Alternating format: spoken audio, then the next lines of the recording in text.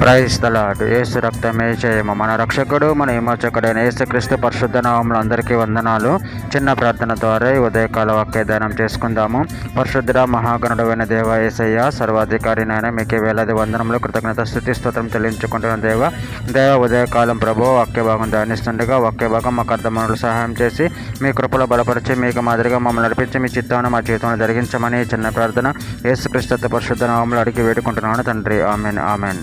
లూకాసు వార్త 2వ అధ్యాయం 14వ వచనం. సర్వోన్నతమైన స్థలములలో దేవునికి మహిమయు ఆయనకి ఇష్టలైన మనుషులకు భూమి మీద సమాధానమును కలుగునుగాక అని దేవునికి స్తోత్రం చేయించుండెను. ఆమె దేవుడి వాక్య భాగం దీవించిన గాక. ప్రభునందు ప్రియులారా, ఇక్కడ వాక్య భాగంలో గమనించినట్లయితే సర్వోన్నతమైన స్థలంలో దేవునికి మహిమయు ఆయనకి ఇష్టలైన మనుషులకు భూమి మీద సమాధానమును కలుగునుగాక అని దేవుని స్తోత్రం చేయించుండెను.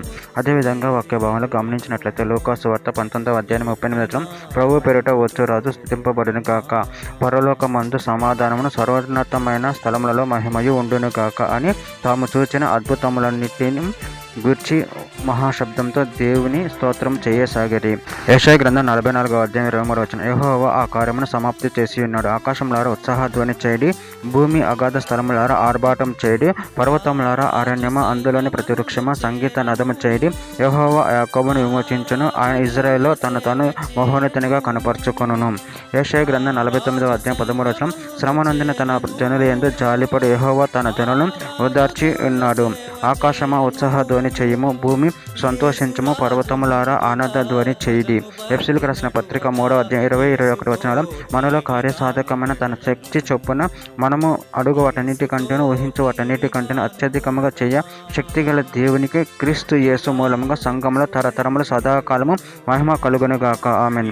ఫిలిప్పీయులకు రాసిన పత్రిక 2వ అధ్యాయం 11వ వచనం. ప్రతి వాని నాలుక తండ్రి అయిన దేవుని మహిమార్థం యేసు క్రీస్తు ప్రభువును ఒప్పుకొనున్నట్లు దేవుడు ఆయనను అధికముగా హెచ్చించ ప్రతి నామమునకు పై నామమును ఆయనకు అనుగ్రహించను. రోమిలికి రాసిన పత్రిక 5వ అధ్యాయం 1వ వచనం. కాబట్టి విశ్వాసం మూలమున మనము నీతిమంతులుగా తీర్చబడి మన ప్రభు అయిన యేసుక్రీస్తు ద్వారా దేవునితో సమాధానము కలిగి ఉందము.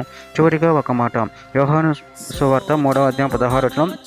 దేవుడు లోకమును ఎంతో ప్రేమించెను కాగా ఆయన అద్వితీయ కుమారునిగా పుట్టిన వాని అందు విశ్వాసం ఉంచి ప్రతివాడును నశింపక నిత్యజీవం పొందినట్లు ఆయనను అనుగ్రహించెను. ఆమె దేవుడి వాక్య భాగం దీవించిన కాక చిన్న ప్రార్థన చేసుకుందాము.